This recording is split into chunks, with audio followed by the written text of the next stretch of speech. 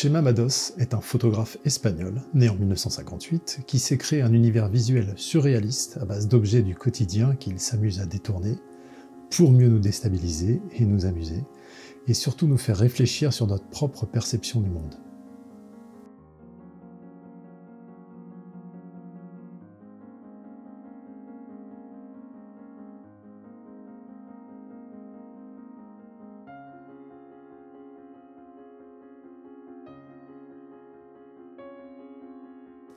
Au niveau visuel, on est dans le minimalisme le plus pur. Tout se concentre autour du concept, la mise en scène est sobre, rien de superflu, et le résultat toujours traité en noir et blanc, ce qui contribue à une esthétique très graphique et immédiatement reconnaissable.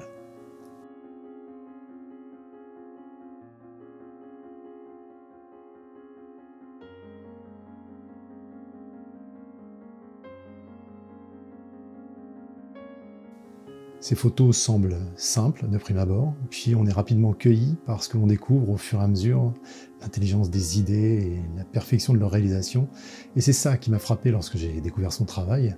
une leçon d'apparente simplicité qui cache une inventivité profonde et un travail léché jusque dans la mise en scène de ses prises de vue.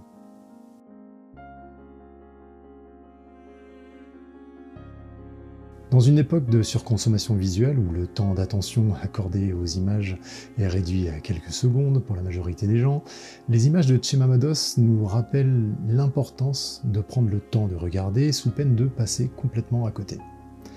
Lorsqu'on tombe sur son travail, il est plus prudent de rester quelques instants à essayer de comprendre ce qu'on a sous les yeux, à se demander où est le piège, avant de réaliser ce qu'est réellement tel ou tel élément qui compose l'ensemble du visuel et apporte un second degré de lecture, puis un troisième, voire plus. Les photos qu'il réalise suscitent toujours une réaction, une émotion, et on reste admiratif devant tant d'ingéniosité.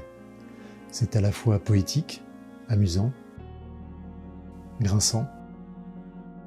mais toujours subtilement amené.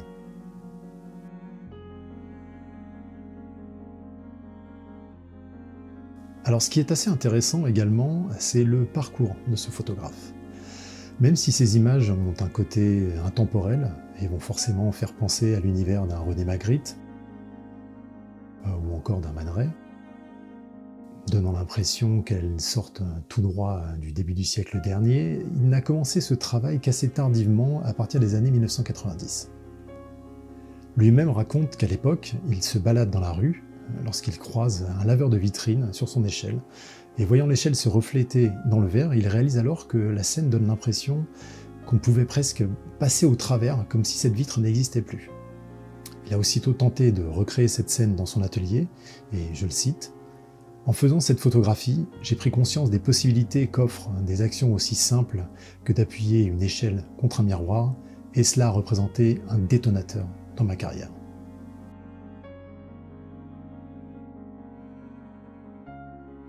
Bien sûr, chaque sensibilité étant différente, vous trouverez peut-être d'autres centres d'intérêt ou d'autres sources d'inspiration qui vous parleront plus directement, et c'est tant mieux, parce que c'est comme ça qu'on apporte chacun à notre façon une identité visuelle et un univers unique.